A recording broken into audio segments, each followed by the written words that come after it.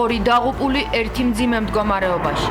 ავარიული სახლის ნგრევის შედეგი. ჩანაცვლებით პროგრამას გვთავაზობდნენ, მეუბნებოდნენ, რომ აი აქვე დაინგრევა ეს სახლი და აქვე აგიშენდებათ, მაგრამ ძალიან ბევრი მეზობელი უარზე იყო. მერის განმარტება. 100%-იანი თანხმობის გარეშე მუნიციპალიტეტს არ აქვს არანაირი უფლება, რომ ხალხი გამოყაროს. იმიტომ რომ აქ არის საუბარი საკუთრების უფლებაზე. რა ხდება ტრაგედიის ადგილზე? ბრიუსელის წერილი, კალასის გაფრთხილება და თბილისისთვის წაყენებული პირობები. ყველა ვარიანტი მაგიდაზეა, მათ შორის უვიზო რეჟიმის შეჩერება და სხვა ელემენტები. უვიზო მიმოსვლის შეწყვეტის მუქარა. ჩვენ იმიტომ არ გამოვექეცით საბჭოთა კავშირს, ევროკავშირისგან, რომ ბრიუსელში ისევ საბჭოთა კავშირი დაგვხედროდა. მოუწოდებ ბრიუსელის ბიუროკრატიას, რომ დაუბრუნდნენ ადამიანის უფლებების პატივისცემის გზას. რას აპირებს ევროკავშირი? პუტინისთვის მიცემული 50 დღე. ჩვენ ძალიან მკაცრ ტარიფებს დავაწესებთ, თუ 50 დღეში შეთანხმებას ვერ მივაღწევთ. რა დგას ტრამპის განცხადების უკან? მოსკოვი ფიქრობს. პეტრიოტის სისტემას, რომლის მიწოდებასაც ახლა უკრაინისთვის ვაპირებთ, თვეები დასჭირდება. ევროპის ფულით ნაყიდი ამერიკული იარაღი უკრაინისთვის. რუსეთზე ზეწოლის ახალი სქემა. ეთერშია კურიერი 9 საათზე. ნათია ლაზაშვილთან და დავით კაკულიასთან ერთად. თქვენ უყურებთ კურიერს 9 საათზე, დღეს 15 ივლისია, გიყვებით დღის მთავარ თემებს და მოვლენებს საღამოშვიდობისა. 2 დაღუპული, 1 სტაბილურად მძიმე შედეგი მოყვა თბილისში ავარიული სახლის ჩამონგრევას. 59 წლის ქალს, რომელიც ნანგრევებში მოყვა, ქალას სარქვლისა და თხემის ძვლის მოტეხილობა აქვს. ამ ეტაპზე ის ქირურგიულ ჩარევას არ საჭიროებს, თუმცა ნეიროქირურგების მეთვალყურეობის ქვეშაა. სადგურის მოედანთან საგამოძიებო მოქმედებები დღესაც მიმდინარეობდა. ტერიტორია რკინის ჯებირებითაა შემოსაზღვრული. ავარიული სახლი კი მაცხოვრებლებისგან სრულად დაცლილია. რატომ არ მოხდა კორპუსის მანამდე დაცლა? თბილისის მერია ამბობს, რომ მუნიციპალიტეტს მაცხოვრებლების 100%-იანი თანხმობის გარეშე არ აქვს ხალხის გაყვანის უფლება. 94-მა მობინადრემ, რომელთაც მერია სახლის ავარიულობის გამო სხვა საცხოვრებელში გადაყვანას დიდი ხნის წინ თავაზობდა, ღამეს სხვადასხვა სასტუმროში გაათენა. ტრაგედიის შემდეგ ყველა დათანხმდა ჩანაცვლების პროგრამას. თევდორე მღვდლის ქუჩაზე საცხოვრებელი კორპუსი 50-იან წლებში აშენებული, რა დროსაც სახლები რკინა-ბეტონის კონსტრუქციებით აარიგებოდა. ჩამონგრეულ შენობას მესამე კატეგორიის ავარიულობის ხარისხი აქვს მინიჭებული, რაც მნიშვნელოვან დაზიანებას გულისხმობს. ეს ერთადერთი ავარიული სახლი არ არის თბილისში. მერია ადასტურებს, რომ დედაქალაქში 10,000 ავარიული შენობა ნაგებობაა, თუმცა ბევრად ნაკლებია იმ ოჯახების რაოდენობა, რომელიც ჩანაცვლების პროგრამას თანხმდება. ნანა გოგატაძე მუშაობს სადგურის მოედნის მიმდებარე ტერიტორიაზე. დილიდან და ის ახლა პირდაპირ ეთერში მოყვება, რა ხდება ამ წუთებში ტრაგედიის ადგილზე.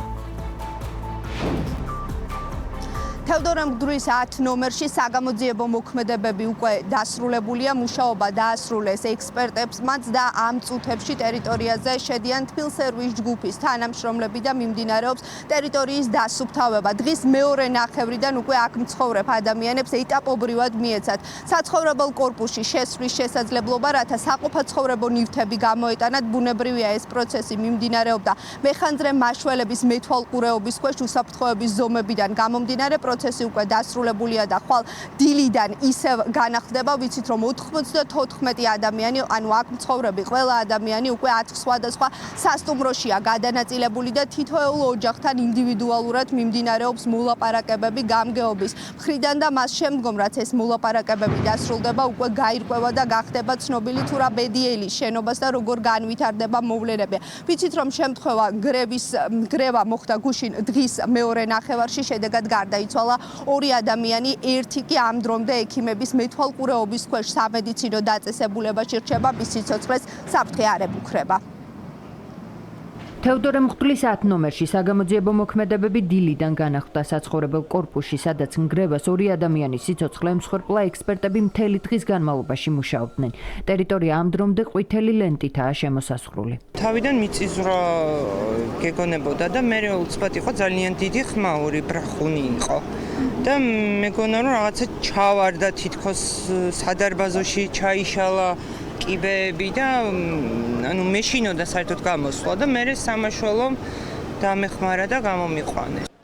დღის მეორე ნახევარში საცხოვრებელ კორპუსში სპეციალური გრაფიკი და ეტაპობრივად შეუშვეს ადგილობრივები. ოჯახებმა პირადი და საცხოვრებელი ნივთები მაშველების მეთვალყურეობის ქვეშ გამოიტანეს. მერიამ გამოაგზავნა სამაშველო ძალა და ეტაპობრივად შეყავთ 3 ადამიანი. რომ გამოიწონ ყველაფერი. მიმდინარეობს დანარჩენ სადარბაზოებში მოსახლეობის შეშვება და მცირე პირადი ნივთების გამოტანა. ეტაპობრივად მიმდინარეობს მაღაზიების დაცლა, გამოიტანეს მოვაჭრეებმა თავიანთი საქონელი.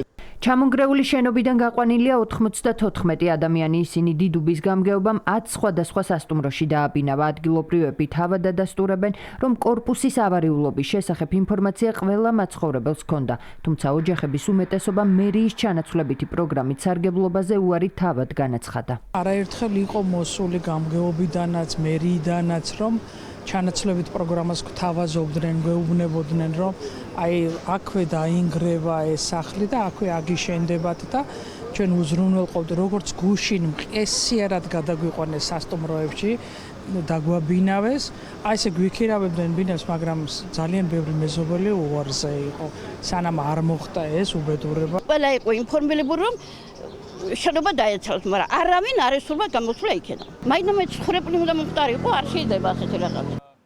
ტრაგიკული შემთხვევიდან მალევე თევდორე მღვდლის ქუჩაზე მივიდა დედაქალაქის მერი კახა კალაძე სადგურის მოედანზე მომხდარ ფაქტს და მედიაში გავრცელებულ ინფორმაციას დღესაც გამოეხმაურა.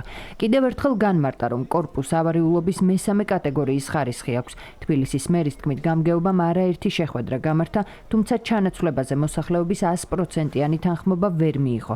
მისივე თქმით, კანონმდებლობა მოსახლეობის იძულებით გამოყვანას კრძალავს. ადამიანებს ვეუბნებით, რომ აი გაძლევთ შესაძლებლობას გამოიყენეთ აღნიშნული პროგრამა იმ ავარიული და დანგრეული სახლების მაგურად ჩვენ ვიღებთ პასუხისმგებლობას, მერია გიდგებათ თავდებში, აქ ინვესტორზე არ არის საუბარი. უთხარით, რომ მზათვარი მერია მოხდეს აღნიშნული კორპუსის გამონთავისუფლება, დაშლა და ახალი საცხოვრებელი კორპუსის აშენება. ეს ყველაფერი არის დაოქმებული, ამას აქვს თავისი ხელმოწერები, იქ მცხოვრები ადამიანების. ხოლო ორმა ადამიანმა ხა არ ვიცი ზუსტად შეიძლება შემეშალოს, განაცხადა თანხმობა, გასულიყო ქირით და დღეს ისინი უზრუნველყოფილნი არიან ქირით. საცხოვრებელი კორპუსის სახურავის ჩამონგრევის შედეგად დაშავდა ერთი ადამიანი, 49 წლის ქალი მრავლობითი დაზიანებით ამ დრომდე რეანიმაციულ განყოფილებაში რჩება. მედიკოსების ინფორმაციით მისი მდგომარეობა სტაბილურია. მას აქვს თხემიძვლის მოტეხილობა, ასევე კისრის მეორე მალის ხაზოვანი მოტეხილობა. პაციენტი იმყოფება ნეიროქირურგის მეთვალყურეობის ქვეშ, ამჟამად ოპერაციულ მკურნალობას არ საჭიროებს. გადაყვანილია რეანიმაციულ განყოფილებაში. სადგურის მოედანზე მომხდარ ფაქტზე შინაგან საქმეთა სამინისტრომ გამოძიება 240 მუხლით დაიწყო, რაც უსაფრთხოების წესების დარღვევას გულისხმობს. ადგილზე საგამოძიებო მოქმედებები მთელი ღამის განმავლობაში მიმდინარეობდა. თევდორე მღვდლის ქუჩაზე იმყოფებოდა შინაგან საქმეთა მინისტრი. სამთვეზე ნაკლები თვითმმართველობის არჩევნებამდე ჯერ არავინ ასახელებს არც მერობის კანდიდატს და არც საკრებულოების საარჩევნო სიას აქვეყნებს. ოპოზიცია ამ დრომდე ვერ ჩამოყალიბდა. ორი ბოიკოტს აცხადებს და არჩევნებზე საერთოდ არ გადის, ორი კი ერთობლივი მემორანდუმით იღებს მონაწილეობას. ლელო და გახარიას პარტია შეთანხმდნენ, რომ ერთმანეთის კონკურენტები არ იქნებიან, თუმცა ჯერ არ იციან თანამშრომლობის რა ფორმას აირჩევენ. ეყოლებათ საერთო კანდიდატები თუ ერთმანეთს მუნიციპალიტეტებში ხელს არ შეუშლიან. ორივე პარტია ადასტურებს, რომ კონსულტაციები დაწყებულია და განიხილება ერთი ფიგურა. პირველი ვერსია, რაც გავრცელდა ეს თბილისის მერის პოსტზე ალეკო ელისაშვილის კანდიდატურაა, თუმცა ამას არ ადასტურებს გახარიას პარტია. ორი ბარი არ გადალახული საარჩევნო მზადებას დანარჩენი ორის მკვეთრი კრიტიკის ფონზე განაგრძობს. ნაციონალები და ყოფილი ნაციონალები ოცნებასთან გარიგებულს წოდებენ ხაზარაძეს და გახარიას. ორი ოპოზიციური პარტიის საარჩევნო ალიანსის შესათანხმებლად დრო 4 სექტემბრამდე აქვთ. ყველა შეიძლება იყოს. არა, რა თქმა უნდა, არ ვადასტურებ. პირველი განსხვავებული პოზიცია გახარიასა და ხაზარაძე ჯაფარიძის გუნდებს შორის მემორანდუმის გაფორმებიდან 24 საათში. მედიაში გავრცელებულ ინფორმაციას, რომ თბილისის მერობის მათი საერთო კანდიდატი ალეკო ელისაშვილი იქნება, ექს-პრემიერის გუნდში გამორიცხავენ. ლელოში ამბობენ, რომ კანდიდატებთან დაკავშირებით ჯერ კონსულტაციები მიმდინარეობს. თავად ელისაშვილი კი დუმს. განხილვაში არის ბევრი კანდიდატურა, მაგრამ არ შემიძლია რომ დავადასტურო რაღაც. სამუშაო შეხვედრები მიმდინარეობს, ბუნებრივია, ეს არის ის პერიოდი, ის დღეები და ის კვირები, როდესაც მოხდება შეთანხმება კანდიდატებთან დაკავშირებით. ვერანაირად ვერ დავადასტურებ ინფორმაციას, რომ რომელიმე კონკრეტული კანდიდატი ახლა არის შეთანხმებული, იმიტომ რომ ესე არ არის. კანდიდატების წარდგენისთვის ჩვენ გვაქვს ვადა 4 სექტემბრამდე და რა თქმა უნდა მაქსიმალურად გამოვიყენებთ ამ ვადას, რომ ისეთი კანდიდატები იქნას წარდგენიდან შერჩეული, რომელიც იქნება მაქსიმალურად მისაღები ფართო საზოგადოებისთვის. ბრძოლას ღალატობენ ისინი. საერთო კანდიდატით თუ მის გარეშე მიხეილ სააკაშვილის პარტიისთვის უკვე ყოფილი თანამოაზრეები მოღალატეობრივ პოზიციას ირჩევენ. ახალ მოკავშირეებს ნაციონალური მოძრაობა ყოველდღე მწვავე დაკრიტიკებს.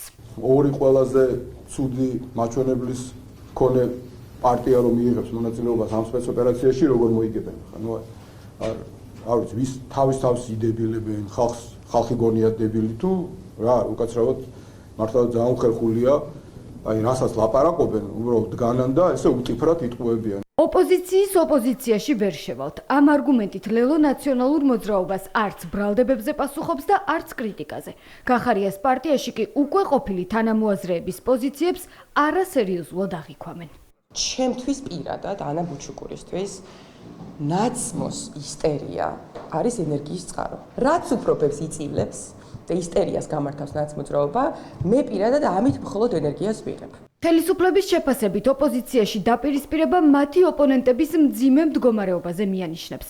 პარლამენტის თავმჯდომარის თქმით, ოპოზიციისთვის არჩევნებში მონაწილეობაც და ბოიკოტიც პოლიტიკური მარცხით დასრულდება. დღეს რადიკალური ოპოზიცია არის ჩიხში. ვინაიდან ფაქტობრივად აქვთ ორი გზა და ერთი მეორეზე უარესია. გავლენ არჩევნებზე და დამარცხდებიან, არ გავლენ არჩევნებზე და დამარცხდებიან. პოლიტიკური მარცხი არის მათთვის ორივე გზა. ამიტომ ეს არის დილემა მათთვის და რაც თავად ეს არის დილემა მათი დამკვეთებისთვის. ჩვეულებრივი, აზარტული თამაშის სტილში მოქმედებენ მათი უცხოელი პატრონები, წითელზეც და შავზეც უნდათ რომ დადონ, გაყვეს 4 ბარიერ გადალახული პარტია, 2 იღებს მონაწილეობას, 2 არ იღებს და რომელიღაცა მათი ასე ვთქვათ ფსონი ფიქრობენ რომ იქნებ რომელიღაცა ფსონმა გაამართოს და საქმე იმაში არის რომ ამ ყველაფერში ნული აქვს შანსი. არსებითი მნიშვნელობა არ აქვს ვინ ეყოლებათ კანდიდატი, მე ერთი რამ შეგვიძლია გითხრათ, რომ როგორც თბილისში, ასევე ყველა მუნიციპალიტეტში, საკრებულოში, რა თქმა უნდა, გაიმარჯვებს ქართული ოცნება დემოკრატიული საქართველო. ქართველმა ხალხმა ამ უსამშობლო აგენტურას დაარქვა უკვე თავისი სახელი, მათ მიმართ აქვთ შესაბამისი დამოკიდებულება და რა თქმა უნდა, ყველა პოლიტიკოსი თუ პოლიტიკური პარტია განწირულია მარცხისთვის და ის იქნება წარუმატებელი ყოველთვის, როდესაც ემსახურები სხვა ქვეყნის ინტერესს, გარედან იღებ მითითებებს და საერთოდ არ გადარდებს შენი ქვეყანა. თვითმმართველობის არჩევნები ოპოზიციისთვის წყალგამყოფი აღმოჩნდა. მიხეილ სააკაშვილის ყოფილმა და მოქმედმა თანაგუნდელებმა ბოიკოტში დარჩენა. გახარიასა და ხაზარაძე ჯაფარიძის პარტიებმა კი 4 ოქტომბრის საარჩევნო მარათონში ჩართვა გადაწყვიტეს. ბრიუსელში საქართველოს საკითხზე შეთანხმებას ვერ მიაღწიეს კაია კალას ინფორმაციის გავრცელება ჟურნალისტმა რიკარდ იოზვიაკმა დაასწრო. ევროპული საბჭოს ხდომა კონკრეტული გადაწყვეტილების გარეშე დასრულდა. საქართველოსთვის უვიზო მიმოსვლის შეჩერებას ქვეყნების ნაწილი არ ემხრობა. მინისტრების პარალიზება ეწინააღმდეგება ევროპარლამენტის არაერთ მოთხოვნას, ასე შეაფასა დღევანდელი დახურულის ხდომა თბილისის ერთ-ერთმა აქტიურმა კრიტიკოსმა ევროპარლამენტარმა. საფრანგეთის საგარეო საქმეთა მინისტრმა გამოთქვა იმედი, რომ საქართველოს შეძლებს დაუბრუნდეს ევროპულ გზას, შემდეგ კი პოლონელმა მინისტრმა განაცხადა, რომ შეზღუდვები უნდა დაუწესდეს მათ, ვინც პასუხისგებელია შედეგებზე და არა ქართველ ხალხს. ევროპული საბჭოს ხდომამდე კაია კალასმა საქართველოსთვის მორიგი პირობების წაყენება დაანონსა. ევროკავშირის უმაღლესმა წარმომადგენელმა იმ წერილზეც ისაუბრა, სადაც თბილისისთვის აგვისტოს ბოლომდე პირობების შესრულების ვადა წესდება. იყო მუქარაც, რომ მაგიდაზე სხვა სანქციებთან ერთად უდევთ საქართველოსთვის უვიზო რეჟიმის შეჩერება, თუმცა ევროპული საბჭოს უშედეგო ხდომის შემდეგ კაია კალასი ისევ მხოლოდ კრიტიკული განცხადებებით შემოიფარგლა და კვლავ დაიმუქრა, რომ საქართველოს დემოკრატიულ უკუსლას შედეგები მოყვება. ევროკავშირის საგარეო საქმეთა მინისტრებმა ვერც საქართველოს და ვერც ისრაელზე ვერ მიაღწიეს დღეს შეთანხმებას, მომდევნო შეხვედრა სექტემბრამდე არ იქნება. ვიზა ლიბერალიზაციის შესრულების ფუნდამენტი არის მყარი. ევროინტეგრაციის კომიტეტის თავმჯდომარე განმარტავს, რომ საქართველოს ვიზა ლიბერალიზაციის მთავარ კრიტერიუმებს წლებია ზედმიწევნით ასრულებს. თუმცა საკითხს ევრობიუროკრატები პოლიტიკური იარაღად იყენებენ. ქართულ ოცნებაში ამბობენ, რომ უვიზო რეჟიმის შეჩერების შესახებ ბრიუსელის მხრიდან დისკუსიის გააქტიურება მხოლოდ საქართველოს დაშანტაჟებას ემსახურება. ის ძირითადი ბაზა, რაც არის აუცილებელი ამ საკითხის დაცვისთვის, მაგალითად საუბარია უსაფრთხოება, რამე პრობლემა უსაფრთხოების მხრივ არ შეუქმნათ ევროკავშირს ამ ნაწილში არის მყარი. დანარჩენი არის პოლიტიკური საკითხი. ყოველთვის არიან სახელმწიფოები, რომელიც ამ თემის კულტივირებას ახდენენ, ცდილობენ ეს თემა გამოიყენონ პოლიტიკურ იარაღად, პოლიტიკურ შანტაჟად, მაგრამ ამ საკითხს არანაირი საფრთხე არ ემუქრება.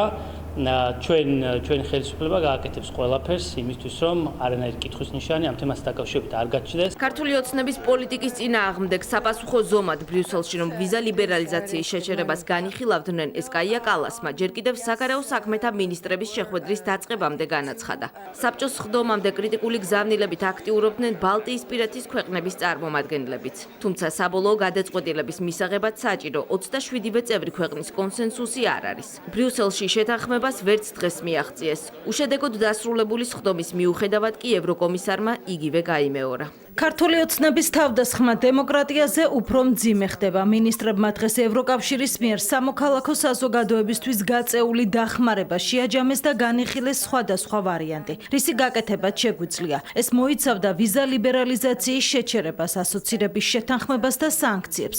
საქართველოში დემოკრატიულ უკუსვლას ექნება ძვირი საფასური. აგრესიული რიტორიკა ქართული სახელმწიფოს და ქართული ხალხის წინააღმდეგ, ცილისწამებული და დეზინფორმაციული თავდასხმები, საბჭოური სტილის მუქარა. ასე აფასებს სახელისუფლებო გუნდი გზავნილებს, რომელიც ბრიუსელს საქართველოს მიმართ აქვს. მართლ პარტიაში ამბობენ, რომ ევრობიუროკრატებს უფლება არ აქვთ ჩაერიონ დამოუკიდებელი ქვეყნის დამოუკიდებელ გადაწყვეტილებებში და დაიმუქრონ სადამსჯელო ზომებით მაშინ, როდესაც თავად არღვევენ საერთაშორისო ხელშეკრულებებსა და პრინციპებს. ჩვენ იმიტომ არ გამოვეკეცით საბჭოთა კავშირს ევროკავშირისკენ, რომ ბრიუსელში ისევ საბჭოთა კავშირი დაგხვედროდა. ამიტომ მოუწოდებ მე ბრიუსელის ბიუროკრატიას, რომ დაუბრუნდნენ ადამიანის უფლებების პატივისცემის გზას. როგორც ჩანს, ქალბატონი კალასისთვის დამწრობა მიღებული პოლიციელი ღირებულებას არ წარმოადგენს. არაფერს არ წარმოადგენს, საქართველოს პარლამენტსო წვავდნენ და აქ მართლმსაჯულების განხორციელებას არ ხედავს საჭირო. რაც შეეხება ვიზა ლიბერალიზაციასთან დაკავშირებით მუქარას. მანამდე მიღებული გადაწყვეტილება დიპლომატიური და სამსახური პასპორტების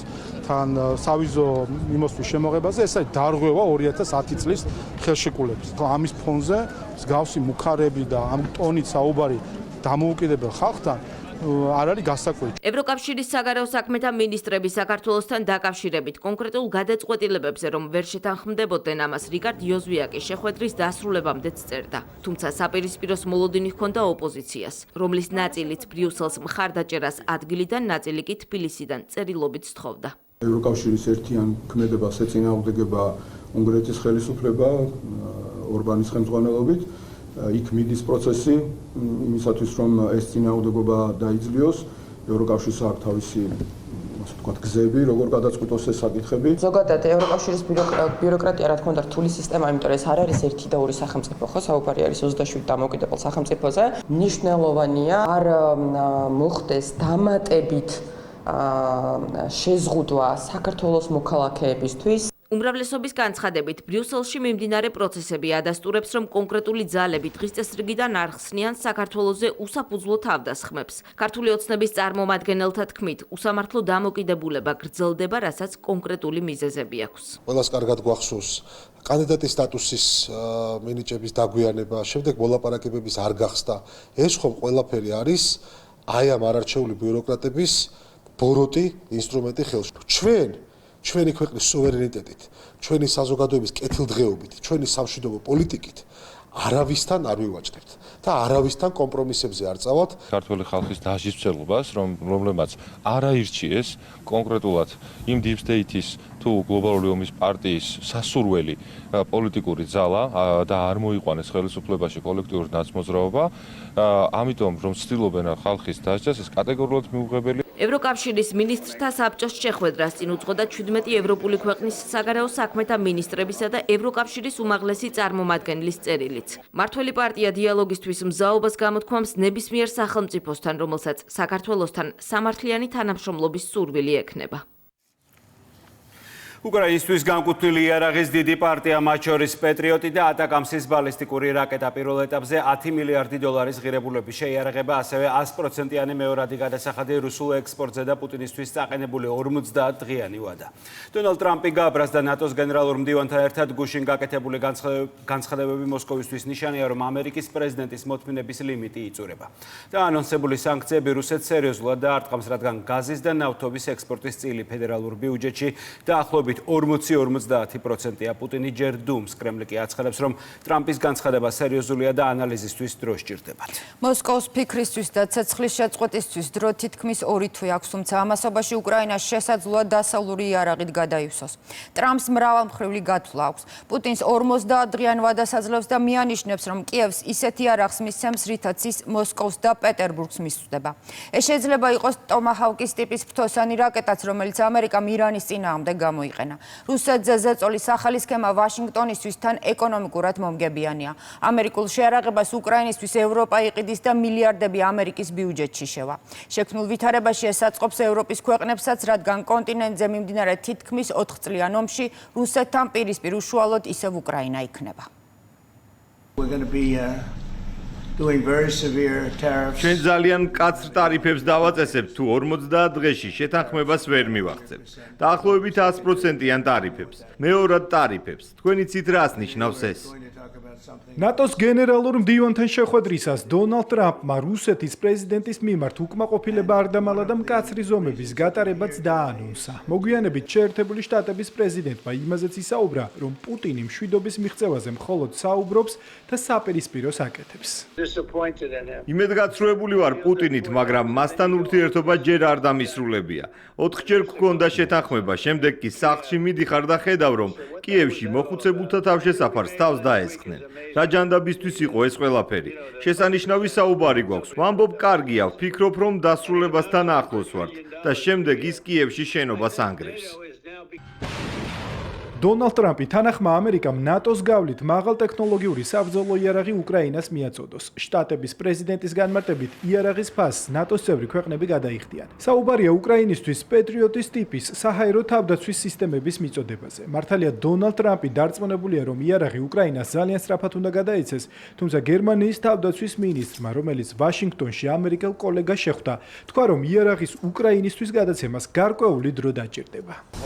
რამდენიმე კვირის წინ ამ თემაზე ტელეფონით ვესაუბრე პიტ ჰექსეტს და საუბრის დროს შევთავაზე, რომ გერმანიას შეეძლო ამერიკელებისგან პეტრიოტის ტიპის თავდაცვის 2 სისტემის შეძენა და მათი პირდაპირ უკრაინისთვის მიწოდება. ჩვენ არ უნდა გქონდეს ილუზიები. პეტრიოტის სისტემას, რომლის მიწოდებასაც ახლა უკრაინისთვის ვაპირებთ, თვეები დასჭირდება. ამიტომ ახლა გადაწყვეტილების მიღებამდე დღეები, შესაძლოა კვირებიც კი არის წინ, თუმცა შემდეგ ეს ძალიან სწრაფად მოხდება.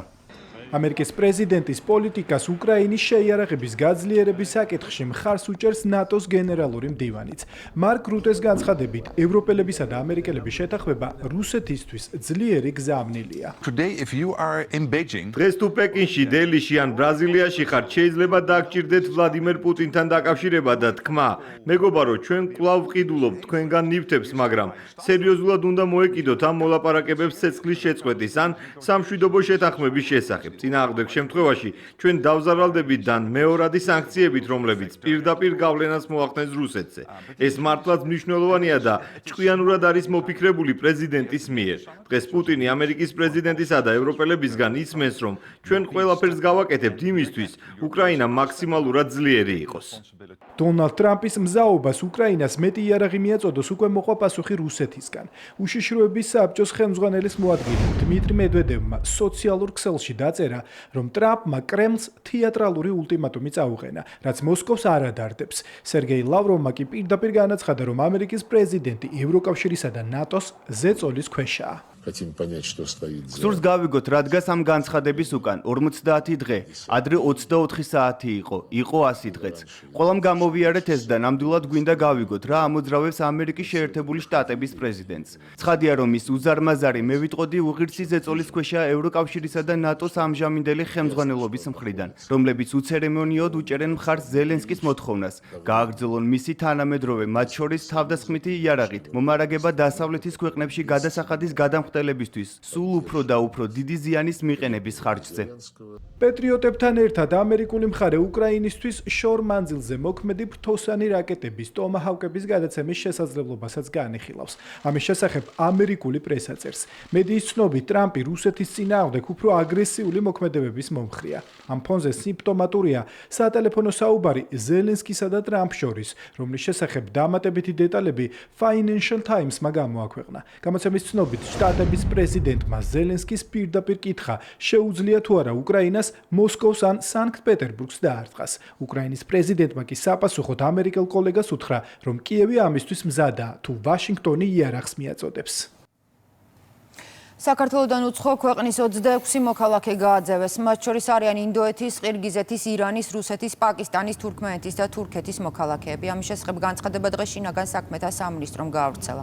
უწყების ინფორმაციით, დეპორტაცია მიგრაციის დეპარტამენტისა და სამინისტროს შესაბამისი დანაყოფების მჭიდრო კოორდინაციით ბოლო დღეებში ჩატარებული კომპლექსური ღონისძიებების ფარგლებში განხორციელდა. მოქმედი კანონმდებლობის შესაბამისად გაძევებულ პირებს ქვეყანაში შემოსვლის აკრძალვაც დაუწესდათ.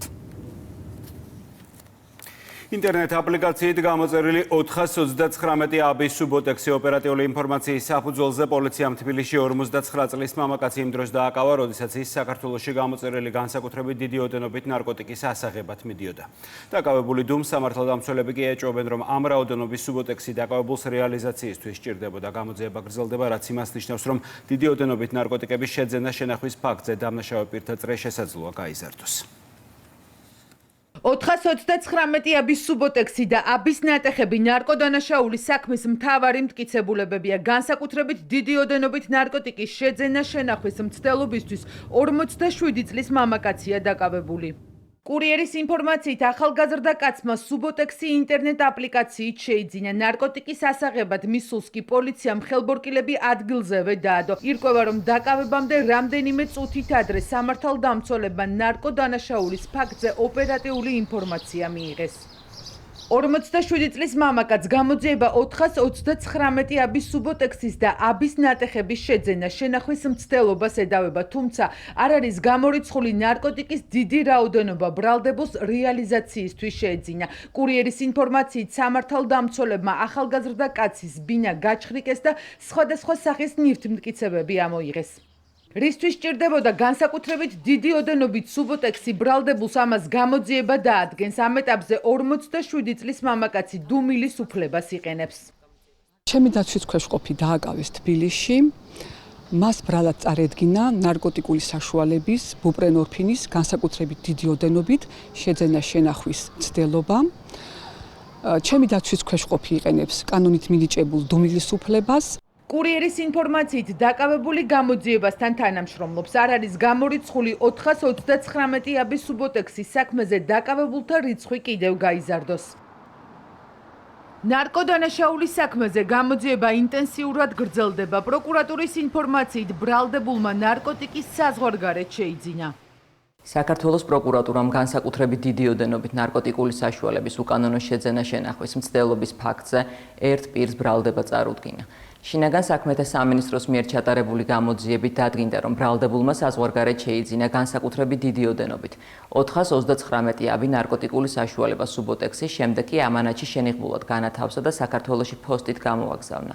საქართველოში დაბრუნების შემდეგ კი ბრალდებული ამანატის მიღებას ცდილობდა. განსაკუთრებით დიდი ოდენობით ნარკოტიკის შეძენა შენახვის მცდელობისთვის დაკავებულს დანაშაულის დამტკიცების შემთხვევაში 20 წლამდე ან უბადო პატიმრობა ემუქრება.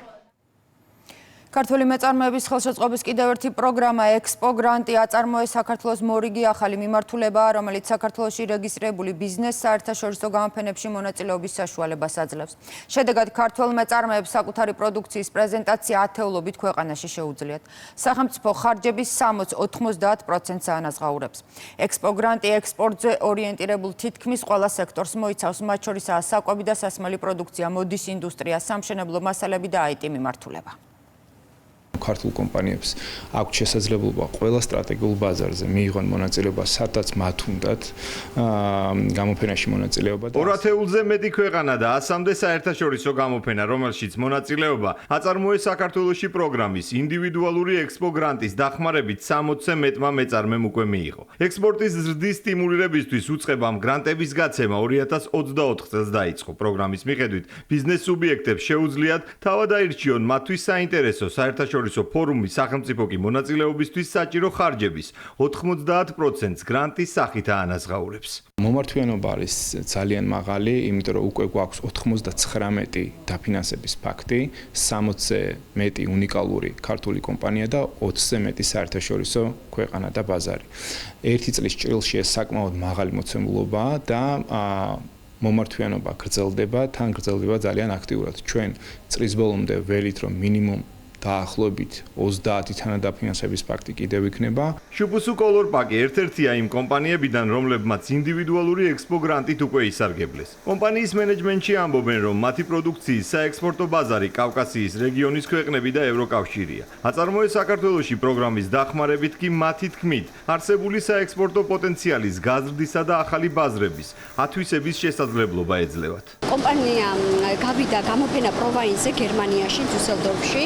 დაგვიფინანსეს დაახლოებით 80% ღირებულების და ზოგადად მინდა გითხრათ, რომ ესეთი ტიპის პროექტები, ესეთი ტიპის დაფინანსება კომპანიებისთვის არის ძალიან მნიშვნელოვანი ექსპორტზე გასვლისთვის, რათა მიეცეთ შესაძლებლობა წარადგინონ თავიანთი პროდუქცია სრულფასოვნად, გააცნონ აუდიტორიას. ბიზნესის საექსპორტო პოტენციალის გაზრდა და ქართული ნაწარმის პოპულარიზაცია ეკონომიკის სამინისტროში ექსპო გრანტის პროგრამის მთავარ დანიშნულებად მიაჩნიათ. მეწარმეებისთვის არჩევანის თავისუფლება და მათთვის საინტერესო ფორუმებში მონაწილეობის დაფინანსება სამინისტროს სტრატეგიით ქვეყანაში საექსპორტო შემოსავლების ზრდის წინაპირობაა. ექსპორტის მხარდაჭერა და წახალისება საქართველოს მთავრობის ეკონომიკური პოლიტიკის ერთ-ერთ მნიშვნელოვან პრიორიტეტს წარმოადგენს. საგრანტო კომპონენტები, რომელიც ეხმარება ექსპორტიორებს მათი პროდუქციის სერტიფიცირებაში, ბრენდინგში, ახალ ბაზრებზე შესვლის სხვადასხვა მარკეტინგული ღონისძიებების დაფინანსებაში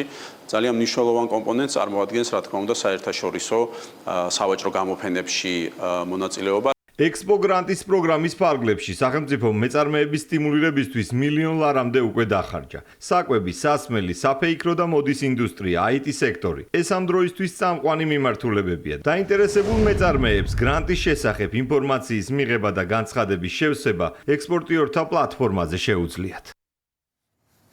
STEAM ბანაკი მასწავლებლებისთვის მიზანის საჯარო სკოლებში საბუნებისმეტყველო, ტექნოლოგიური და შემოქმედებითი მიმართულებების გაძლიერება. საგანმანათლებლო ბანაკი ქუთაისის საერთაშორისო უნივერსიტეტის ბაზაზე ფუნქციონირებს და პროგრამაში ჯამში 838 მასწავლებელია დარეგისტრირებული. განათლების სამინისტროს ინიციატივით 2025-26 სასწავლო წლიდან შერჩეული ლიდერი მასწავლებლები საკუთარ დამსაქმებელ სკოლებში დააფუძნებენ STEAM კლუბებს და ინოვაციურ პროექტებს დანერგავენ. საბუნებისმეტყველო საგნების, მათემატიკის, ინჟინერიის, ტექნოლოგიებისა და ხელოვნების სწავლა ახლა ერთ სივრცეშია შესაძლებელი. STEM ბანაკი მასწავლებლებისთვის წელს პირველად მოეწყო და მასში ასობით პედაგოგი მონაწილეობს. მიზანი საჯარო სკოლებში საგანმანათლებლო და ინოვაციური პროექტების დანერგვა. 21 საუკუნეში მნიშვნელოვანია, რომ მოსწავლეებში განვითარდეს ისეთი უნარები, რომელიც დღეს სამყაროს გადაარჩენს და ყველა გლობალურ პრობლემას მოაგვარებს, რომელიც დღეს ჩვენს გვერდითაა. STEM უნარები მნიშვნელოვანი და აუცილებელია, რომ განვითარდეს სკოლაში და შესაბამისად ჩვენ მასწავლებლები ვართ პირველი ის ადამიანები, რომლებიც ამ უნარების განვითარებას შეუწყობთ ხელს. სრულიად საქართველოს მასშტაბით გვეძლება საშუალება, რომ დავნერგოთ აღნიშნული განათლება სკოლაში. როგორც მოგეხსენებათ, STEM განათლება საფუძველი არის, ერთგვარი ხიდია მოსწავლის განათლებასა და ყოველდღიურ ცხოვრებაში და მნიშვნელოვანი ზრდის მის მის შესაძლებლობებს გახდეს თანამედროვე მოქალაქე, რომელსაც განვითარებული ექნება ფუნქციურ გლობალური უნარები.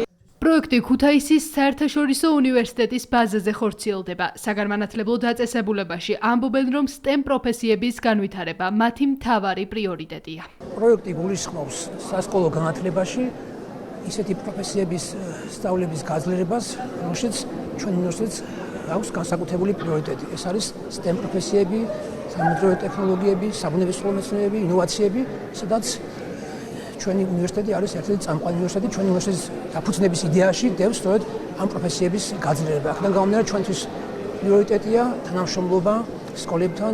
ინიციატივა განათლების სამინისტროს ეკუთვნის. მონაწილეებს მინისტრი დღეს პირადად შეხვდა. გივი მიქანაძე აქცენტს საგანმანათლებლო დაწესებულებებში თანამედროვე სტანდარტების დანერგვაზე აკეთებს და განმარტავს, რომ STEM კლუბები მოსწავლეს პროფესიულ განვითარებაში დაეხმარება. ეს არის უმნიშვნელოვანესი დაწყება იმ პროცესისა, რომლითაც სკოლებში უნდა გაიხსნას STEM კლუბები, რაც საშუალებას მისცემს ჩვენს ახალგაზრდებს ახალი სასწავლო წლიდან კლასგარეშე პროგრამით ჩაერთონ სხვადასხვა აქტივობებში, რაც გააძლიერებს მათ ცოდნასა და ცნობიერებას ისეთი მიმართულებებით, როგორიცაა ფიზიკა, მათემატიკა, ქიმია, ბიოლოგია, მათთვის უფრო საინტერესოს გახდის ამ საგნების სწავლებას, რამაც საფუძველი უნდა დაუდოს და ხელი უნდა შეუწყოს შემდგომში სხვადასხვა მნიშვნელოვანი პროფესიების კუთხით მათ განვითარებას. მნიშვნელოვანია ის, რომ 600-ზე მეტმა სკოლამ გამოთქვა სურვილი, რომ ამ პროგრამაში ჩართულიყო და შესაბამისი კონკურსის საფუძველზე 200 სკოლიდან შეირჩა მასწავლებლები.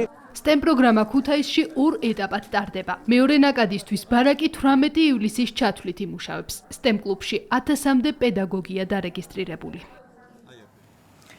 6 დაუვიწყარი კონცერტი საქართველოს სამ ქალაქში, ბორჯომი, ბათუმი და თბილისი 20 აგვისტოდან მსოფლიოში აღიარებული ქართველი მევიოლინეს ლიანა ისაკაძის მიერ დაარსებულ მუსიკალურ ფესტივალს უმასპინძლებენ.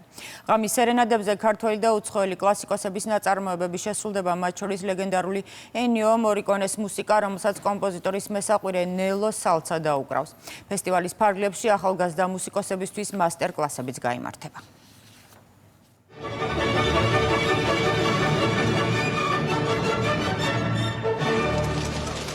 ვიოლინოს ოსტატმა თითქმის 70 წლის განმავლობაში შექმნა ისტორია, რომელიც დღემდე გრძელდება. ლიანა ისაკაძემ მსოფლიო სცენის დაპყრობის გარდა დააარსა ფესტივალი, რომელიც ქართული მუსიკალური მემკვიდრეობის მნიშვნელოვანი ნაწილია.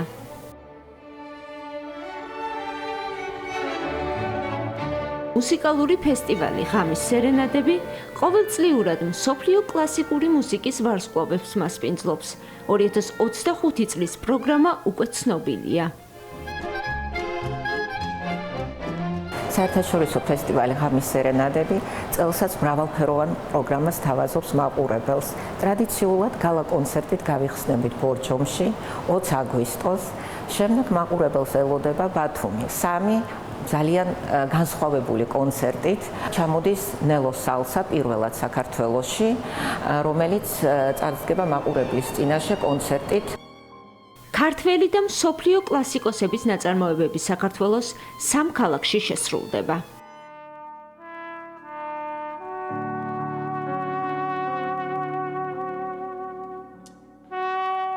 ლეგენდარული ენიო მორიკონეს მთავარი მესაყვირე ნელო სალცა, რომელიც 10 წლეულების განმავლობაში კინოს ისტორიას მაესტროსთან ერთად ქმნიდა, მორიკონეს უყდავ მუსიკას გააცოცხლებს. კლასიკური მუსიკის მიმართულებით ძალიან მნიშვნელოვანია ეს ფესტივალი ჩვენი ქალაქისთვის და ყოველთვის ყველა სულმოუთქმელად ელოდება ამ ფესტივალს. ფესტივალზე წელს როგორც ესე ვთქვათ, ერთ-ერთი მუსიკოსი და შემსრულებელი მეც წარდგები და ჩემთვის ეს ძალიან დიდი პატივია. ღამის სერენადები განსაკუთრებულ ყურადღებას შემეცნებით საგანმანათლებლო პროგრამას დაუთმობს. ზაქარია ფალიაშვილის სახელობის სამუსიკო სკოლაში მასტერ-კლასებს სახელგანთქმული მუსიკოსები ჩაატარებენ. დიდი საჩუქარია ჩვენი მოსწავლეებისთვის. ბედნიერებაა ის ხალხი, ვისთანაც ნატრულობს მთელი მსოფლიოს ახალგაზრდობა, რომ მოხვდნენ და მასტერ-კლასი მიიღონ, ისინი აქ ჩამოდიან და აქ ჩვენთან აძლევენ ბავშვებს აი ამ მასტერ-კლასს და ამიტომაც არის, რომ საკმაოდ ცნობილია ჩვენი ხელოვნება, ჩვენი მუსიკოსები. ლიანა ისაკაძის ფესტივალს 11 ოქტომბერს კლასიკური და თანამედროვე ქორეოგრაფიის სინთეზით გაჯერებული ბალეტო დე რომა დახურავს. ბალეტო დი რომა, რომელიც წარდგება პროექტით ასტორი. ეს პროექტი შეიქმნა ასტორ პიაცოლას 100 წლის თავის მიძღვნილი იყო და მთელი მსოფლიო მოიარა ანშლაგით და ეხლა ჩვენს მაყურებელსაც ექნება საშუალება რომ იხილოს. მუსიკალურ დღესასწაულს, რომელიც ერთგვარი ხიდია ქართულ და საერთაშორისო საზოგადოებას შორის, გიორგი ისაკაძე ხელმძღვანელობს. ზუგდიდში ულაქერნობის დღესასწაული აღნიშნეს საზეიმო წირვას, რომელსაც ზუგდიდისა და ცაიშის მიტროპოლიტმა გერასიმე აღავლენა საქართველოს პრეზიდენტი, პარლამენტის თავმჯდომარე და მთავრობის წევრები დაესწრნენ. მანამდე კი გაიმართა მსვლელობა ხატებით. თარიღი უკავშირდება ღვთისმშობლის კვართის გადმოსვენებას, რომელიც ისტორიული წყაროების თანახმად ზუგდიდში ულაქერნის ღვთისმშობლის ტაძარში ინახება. ამ დღეს მორწმუნეები ზუგდიდში მთელი რეგიონიდან იკრიბებიან. უმნიშვნელოვანესი დღე არის ნამდვილად ღვთისმშობლის კვართი, რომელიც ატარებდა, რა ვიცი, უდიდესი სიწმინდეა ქრისტიანებისთვის. გულითა და სულით გილოცავთ ყველა წმინდა პატიოსანი სამოსველის ვლაქერნობის დღესასწაულს. ხარობს ჩვენი გული, რათა დედა ღვთისმშობელი მობრძანდება ტაძარში, სადაც მას მრავალი ადამიანი ელოდება მსოფლიოს სხვადასხვა კუთხეებიდან, სასულიერო პირები ადგილობრივი ეკლესიებიდან. რათა უპირველეს ყოვლისა მადლობა შეწიროთ დედა ღვთისმშობელს მისი მფარველობისათვის, მეუხებისათვის. ლაქერნობას ულოცავ ზუგდიდ სამეგრელოს, სრულიად საქართველოს, ჩვენი ეკლესია, ჩვენი ხალხი. ზუგდიდი არის ღვთისმშობლის კვართის მცველი. ეს დიდ მადლთან ერთად არის დიდი პასუხისმგებლობაც და აჩვენებს იმას, თუ რამხელა მისია აქვს ქართველებს, როგორც ღვთისმშობლის კვართის და მცხეთაში უფლის კვართის მცველს. ეს არის ის, რაც ჩვენ გამოგვატარა 100 წლეულები და ეს არის ის ისკენაც რის ერთგულებაც ჩვენ ხალხს არაერთხელ დაუმტკიცებია. ეს არის ის, რამაც ყველა ობედნითი ჟამი გამოგვატარა და დღესაც გვაძლიერებს.